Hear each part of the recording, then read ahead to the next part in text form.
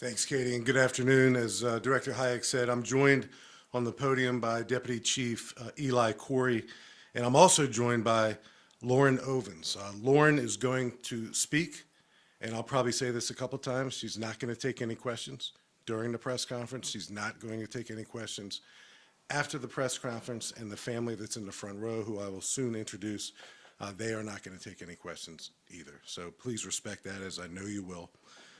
Lauren Ovens is going to speak after Deputy Chief Corey. Lauren is the cousin of Robin Lawrence. Robin Lawrence is our 1994 victim. Doggedness is a powerful trait. Our cold case detectives have that trait in spades. I thank them for their diligence, and it's because of their diligence, it's because of their doggedness that we are here today making this important announcement. 51-year-old Stephen Smirk of Niskayuna, New York, is under arrest and charged with the November 20th, 1994 murder of then 37-year-old Robin Lawrence. This murder in 1994 happened right here in Fairfax County, obviously, in Springfield. We're also here today because of the powerful tool of genetic genealogy analysis. Deputy Chief Corey will walk you through what genetic genealogy analysis not only means to this case, this justice that's finally being served almost 3 decades later, but what it means generally to our ability as a police department and as a profession to ultimately put cold cases out of business. Genetic genealogy analysis. I want to acknowledge and thank a few folks before we get into the details of this case, this 1994 case. We're joined in the front row by Robin's daughter, Nicole Lewis. We're joined by Nicole's husband, Desmond Lewis. We're joined by Robin's sister, Mary Cowens. Mary is joined by her husband, Sam Cowens. We're also joined, as I said earlier, by Lauren Ovens, who's going to say a few words today, and the best friend of our victim in 1994 also joins us today. Lori Lindbergh is here as well. A few people to thank. Our lead detectives in 1994, they're not here today, but Detective Mike Headley and Detective Rich Perez were the initial FCPD detectives assigned to this case, and without their good work, we wouldn't be here today. We particularly wouldn't be here if not for the diligence of our lead crime scene detective. He too was retired. Mark Garman was the one who collected the very important piece of evidence, the forensic evidence that we kept all these years, and it finally hit. And it hit big, and that's why our killer is in custody 3 decades later. Niskayuna Police Department, they were instrumental all the way from their chief to their police officers. It's a small town in upstate New York. Chief Jordan Koken, Deputy Chief Joe Twitty, also a couple of their police officers, a detective by the name of Paul Daly, an officer by the name of Cody Hansen, another officer by the name of Derek Breslin, were instrumental, and the cooperation that they gave to our 2 lead FCPD detectives, Detective Melissa Wallace and Detective J.D. Long, was instrumental. And you're going to hear about how that trip to Niskayuna, New York took a remarkable turn, and it led to what was not anticipated. And it is remarkable. So I also wanted to thank our Victim Services Director, Sally Fayez, and the Victim Services Specialist assigned to this case, Stephanie Romanchuk, for all the work that they've done that has brought us here today. So that's a lot of people to thank. I wanted to get that out of the way first and foremost, because what you're about to hear laid out by Deputy Chief Corey is a remarkable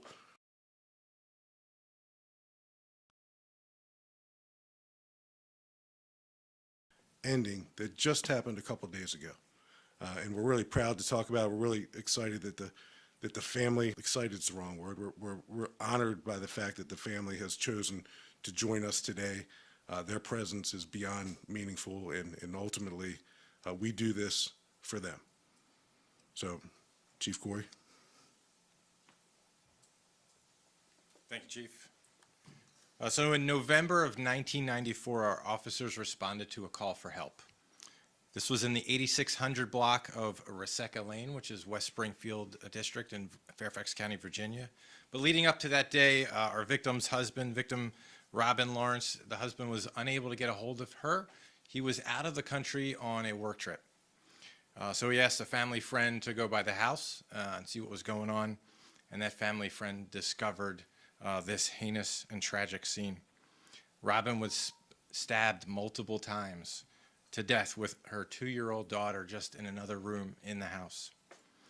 Luckily, she was unharmed. Our detectives went to work immediately, diligently processing the scene, investigating the crime. And fortunately, during that scene processing, we were able to collect DNA evidence. At the time, there weren't any matches made on that DNA, but we did collect it and we uploaded it into CODIS, which is a national database for DNA. And years later, that DNA technology would improve and get better. And in 2019, not giving up, our cold case detectives resubmitted that DNA to a company called Parabon. They're a DNA technology company right here in Reston, Virginia. They developed a profile using that DNA and began searching genealogical databases. They used that information to develop a family tree, which they provided to our detectives, and a volunteer who works with our cold case detectives. For 3 years, our detectives worked with that family tree to try to put things together. Ultimately, that led them to Stephen Smirk, who is currently living in New York. Our detectives compared a composite sketch that was provided by Parabon, and you can see it up here on the screen, to a 1990 or a yearbook picture of when he was 16, and also a DMV picture of him in the 1990s. And they did that before they went up to Niskayuna, New York, where Smirk was currently living. When they arrived at Smirk's house, he just happened to be taking his trash out. They used that opportunity to walk up to him and engage him in a conversation. The results of those efforts, they got additional DNA swabs and a full confession from our suspect. They learned that in 1994, Smirk worked for the Army out of Fort Myer. He's now a software engineer, and this was really a randomly selected act. There was no connection between the two of them. So now we have warrants for second-degree murder for Smirk, and he's in custody in New York, and we're waiting extradition for him to be brought back to New York, to Virginia. I want to thank the family for being here, your friends for giving you the support that you needed through this journey. I want to thank the detectives who worked diligently, never gave up on this case, and the volunteer who helped you with that investigation. I want to thank Victim Services for helping out the family and the victims of this crime and other crimes. I can't describe your work as anything but saintly. And so after almost 30 years of work, Smirk is behind bars and is going to be held accountable for his actions. So no matter how far we have to go, how much work we have to do, or how long it takes, the Fairfax County Police Department is going to bring those responsible for crime to justice. And with that, I'm going to open it up to a statement from one of the friends of the family.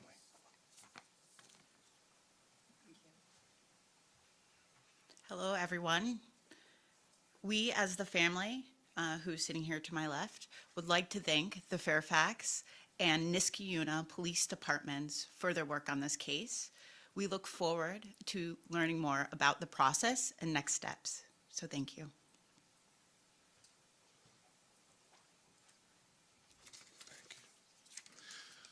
Okay, let's start. Any questions? Julie Carey, put you on the spot. Yes, ma'am. Yeah, that's fine. What about connections to any other crimes in this area? Have you had a chance to check that out, or to any crimes in any other jurisdictions? Thanks, Julie, for that question. And the question for those listening, because we always get the criticism sometimes that the question can't be heard, is what about the connection with this killer to any other local crimes or any other crimes that may have occurred anywhere up into and including New York? We have no reason to believe at the moment that he's suspected in any additional similar crimes, but we leave that open to possibilities. So I think once news of this hits locally, once the news of this hits up in Niskayuna, New York, we anticipate that we'll get some phone calls and some information about this person that may lead us to other crimes. But right now, we're not holding anything in our back pocket about other crimes that we particularly suspect him of. Can you offer more description about the conversation between the detectives and him when he was kind of, I guess, I don't know if he was confronted, but engaged with Yeah. with them, whether he was spilling his guts, was he remorseful? How, can you tell us more about So that? I certainly will, Julie, and this is where I get myself in a little bit of trouble with my detectives, but they eventually get over it. This is such an extraordinary circumstance, and our two cold case detectives took a trip up to Niskayuna, New York, in anticipation of furthering their investigation. Furthering. We didn't know that we were going to see this man on his way out to put his trash to his curb, engaged, like Chief Corey described, him in a consensual conversation. He submitted willingly and without question to a DNA swab. I think that's highly unusual. So that was a clue to our detectives that something may be afoot. They spent just a little bit of time with him, took a DNA sample from him at his home that he consented to. They left their business card with a cell phone number, and then our two detectives simply went back to their hotel and were preparing to come back to Fairfax County when the phone rang. And it was our killer. It was Stephen Smirk on the other end of the phone, and Stephen Smirk said, I want to talk, and I want to talk right now. Our detectives advised him to call 911 and make his way to the local police station in Niskayuna, New York. It's a relatively small town, as it's been described to me. And our detectives immediately simultaneously contacted Niskayuna Police Department as well. You can imagine Niskayuna PD being on the receiving end of a phone call from Fairfax County detectives who are in their town, and this person saying, I'm on my way to the police station to turn myself in for a murder I committed in 1994. But all that happened. And when we encountered him at the police station and engaged in, again, a consensual conversation with him, one that he consented to, he fully described his involvement, his beyond involvement. He talked about killing Robin, and he talked a little bit about some more details that I won't go into, but it was a full confession, and it was a confession with more than enough details, coupled with genetic genealogy research, the extraordinary photographs that were up just a few minutes ago. That first sketch is generated by Parabon. That's a sketch generated by DNA. How far we've come. So all of this came together very, very quickly, and he's being held right now as a fugitive, and he'll be charged with murder in Fairfax County. But it all happened very quickly, and again, the doggedness of our detectives to follow this up and not make assumptions that it may not be him, and why bother, and we prioritize these cases in a way that put us in a position to win, and to put the family in a position to have some sense of, I don't use the word closure, that's not the word, but some sense that they weren't forgotten. Yes, sir. In his confession, did he give a motive as to why he was there? Yeah, I'm not going to go into the motive, but I can just tell you that there's no relationship whatsoever between the victim and the killer, none whatsoever. So as far as a motive, the typical motives that we normally associate with murders, disputes, domestic violence, none of that was at play here. He chose her seemingly randomly, and it was a heinous scene. And I've seen a lot of crime scenes in person and photographs of one, and this one was particularly gruesome. You said that you worked with the Army at Fort Myer. Was he a member of the military, or was he? At the time, he was active duty Army. Yes, ma'am. Do we know if he was discharged honorably? I don't know that. I'm sure the detectives probably do. He was. Okay. And I'm just wondering, you mentioned familiar contact with the DNA testing. Was it perhaps like a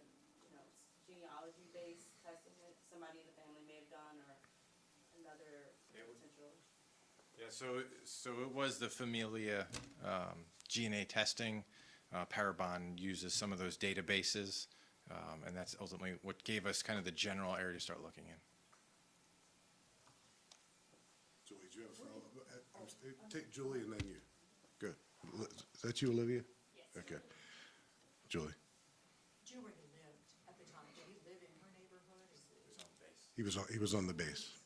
He was on the base. Olivia. Did the DNA match taken outside his driveway, did that confirm the DNA match? That match evidence from the scene? Yeah, so we actually had the opportunity to take two swabs, buccal swabs, and we're waiting on the results of those right now. Was there an estimated time? Yeah, so we got a little bit of a rush on this one, so a couple weeks, we should have something back. Hopefully soon. Hopefully soon. From what I understand, he's not fighting extradition. Yes, sir. Had he in the past been charged with any violent crime? So I normally don't talk about criminal histories, but I'll tell you this time, he has zero criminal history whatsoever in his 51 years on Earth. So this is his first time he's being arrested, and he's being held accountable for what he did, unforgivable, in 1994. Chief, do you know anything about his current family situation? I'm married with two children in high school. Yes, sir. Because he was in the Army at the time, I'm unaware, does the Army have any interest in doing like a court-martial or prosecution themselves since he was there? And we talked about that a little bit, and we certainly have been in contact with the Army. But the evidence that we have, the strength of this case is overwhelming, and we feel fully comfortable that he's going to be successfully prosecuted right here in Fairfax County. That doesn't mean that we've shut the door on anything the U.S. Army can bring to bear to hold him accountable as well. Any other questions? All right. Again, thank you all for honoring the family's request for no questions. And they're going to leave with us, and I'm sure Director Hayek and her team will stay afterwards to take a few questions. I imagine when you digest this, you'll have more follow-up questions, and we're certainly prepared to answer those as well. But thank you for coming, especially on 9/11. But we felt this was important news to share immediately, and I can't thank you enough for being here. And again, a final thank you to the family and the friends. Thank you.